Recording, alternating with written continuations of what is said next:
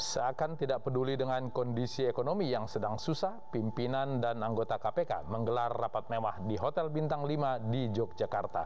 Raker mewah yang berakhir hari ini itu pun ditutup dengan goes bersama.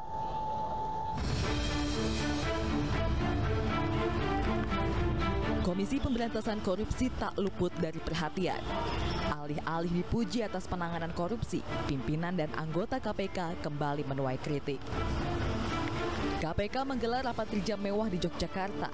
Raker yang digelar sejak 27 hingga 29 Oktober 2021 itu dilaksanakan di Hotel Bintang 5. Raker mewah yang berakhir hari ini ditutup dengan goes sepeda ke Kopi Klotok. Pimpinan beralasan, raker di Yogyakarta agar APBN bisa terdistribusi ke daerah. Ada 3 agenda dalam raker mewah lembaga anti rasuah, yakni rapat tinjauan kinerja, evaluasi alih status pegawai KPK menjadi ASN, dan penyusunan struktur baru setelah pegawai beralih ASN. Kenapa nggak bisa di kantor? Nah, kalau kita lakukan di kantor, banyak sekali hambatannya dan gunanya. Satu, kita tidak bisa sepenuhnya menyatu, ya kan, karena apa? Ada saja pekerjaan-pekerjaan itu yang kemudian mengganggu antara pejabat struktural dan mungkin juga yang bersangkutan karena rumahnya sebagian besar dan tinggal di Jakarta, sore kadang balik. Mengapa lembaga anti rasuah itu malah bermewah-mewah di masa susah akibat pagebluk? Apakah raker kerja mewah bisa berdampak pada kualitas pemberantasan korupsi di negeri ini? Kenapa disebut bermewah-mewah? Kita akan berbincang dengan mantan pegawai KPK Giri Suprabdiono. Mas Giri, selamat malam. Selamat malam, Pak Latif. Rapat di Hotel Bintang 5 itu untuk lembaga sekeren KPK tidak biasa? Pernah dilakukan, tapi situasinya kan berbeda ya. Jadi dilakukan kebanyakan di sekitar Jabodetabek dan itu pun memang terbatas, biasanya hanya maksimal 2 malam. Tetapi ini dilakukan di Yogyakarta, ada biaya pesawat, ada menuju bandara, ada PCR, ada bus penjemputan, kemudian ada 100 sepeda poligon di sana untuk goes, ada musik, komika, ada nyanyi dan segala macam. Sepertinya tidak paham bahwa situasi sedang bencana. Dari tadi berita tentang bencana ya, mulai dari bencana alam, kebakaran dan lain-lain, dan masyarakat lagi susah. Dan uang yang dipakai itu uang APBN, itu berasal dari pajak dari kita semuanya. Sebelum saya sebagai pembayar pajak, sebelum ini kalau raker KPK itu tidak ada diisi dengan selingan bersepeda, ngopi bersama, musik, tidak pernah ada. Paling banter musik ya, saat sedang makan, dan mungkin nasa sekali, mungkin ada yang menyumbangkan lagu, tetapi ini ada tambahan misalkan bersepeda, kemudian komika dilakukan di Jogja, kemudian bikin tumpeng dan lain-lain. Sebenarnya situasinya nggak pas kan, dan jarang-jarang, bahkan di zaman beberapa pimpinan sebelumnya, kalau raker itu dilakukan di kantor. Kita punya gedung yang memadai untuk melakukan raker. Jadi saya pikir kalau misalkan ada ketakutan dari pimpinan tadi bahwa pegawai akan pulang, ya kita bikin aja raker 5 hari selesai jam 5. Karena esensinya raker sebenarnya juga secara substansial. Dan kalau misalkan ini untuk team building ya, ini alasannya kebanyakan untuk team building. Rasanya nggak tepat. Mereka pengen membangun kekompakan tapi di saat sama memecah belah dengan polemik TWK ini. Dan membuat program-program yang kontroversial. Jadi sebenarnya yang tidak konsisten apa yang mereka lakukan untuk mempersatukan, tapi di sisi lain adalah mencerberaikan KPK, begitu kan. Dan saya nggak pantas menurut saya. Jadi walaupun secara aturan dan anggaran itu disediakan, tetapi nggak pantas ini dilakukan di kala pandemi. Apalagi ada yang berbeda nggak, Mas, struktur pelaksanaan raker setelah KPK sekarang diisi oleh ASN dengan yang sebelumnya non ASN itu? Saya 16 tahun di KPK, jadi saya pernah mengalami 2 raker di kepemimpinan Ketua KPK Firly Bahuri ini, dan dua-duanya kebetulan di hotel yang Bintang 5, satu di Bandung, dan yang ini saya nggak ikut.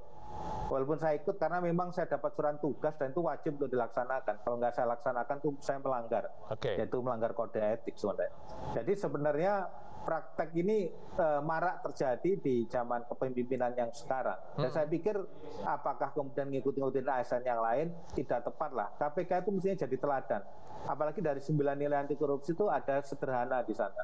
Jadi tolonglah gitu ya, kita memberikan contoh dan teladan yang baik kepada masyarakat gitu. Apalagi anggarannya itu banyak yang dari hutang juga, Mas, saya sampaikan. Sayang kalau kita berhutang untuk dipakai hal yang kayak gini. Kenapa? Dan saya pikir itu mungkin menjadi introspeksi bagi kementerian lembaga lain, lebih sensitif pada masalah dan orang yang lagi susah saat ini. Orang banyak yang tidur beratapkan bintang, Mas, istilahnya punya rumah karena nggak punya, tapi ini di bintang 5 itu. Jadi walaupun mereka berkilah bahwa harganya bintang 3, tetapi menurut saya KPK itu kan dilihat pantas tidak pantasnya, apalagi di situasi prestasi yang terus memburuk, Mas. Jadi dari survei 26 September yang dilakukan oleh Indikator Politik, ya, bahwa KPK udah di peringkat 4 di bawah Polri sekarang, jauh angkanya.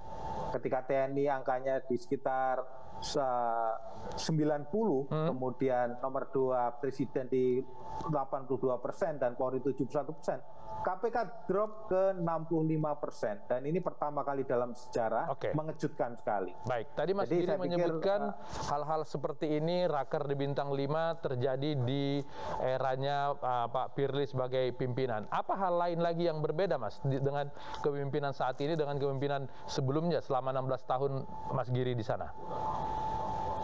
Jadi seperti tahun ini ya, jadi sebelum ramai polemik TWK ini, saya termasuk yang menolak pengadaan mobil dinas. Mobil dinas itu kan Ketua KPK mengajukan 1,4 miliar untuk sebuah saja. Kemudian pejabat lain ada yang 750 juta, 350 juta. Kalau di total puluhan miliar.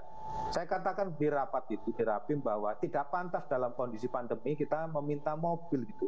Karena kita udah punya tunjangan transport. Tapi waktu itu responnya ya mereka anti kritik dan marah saja.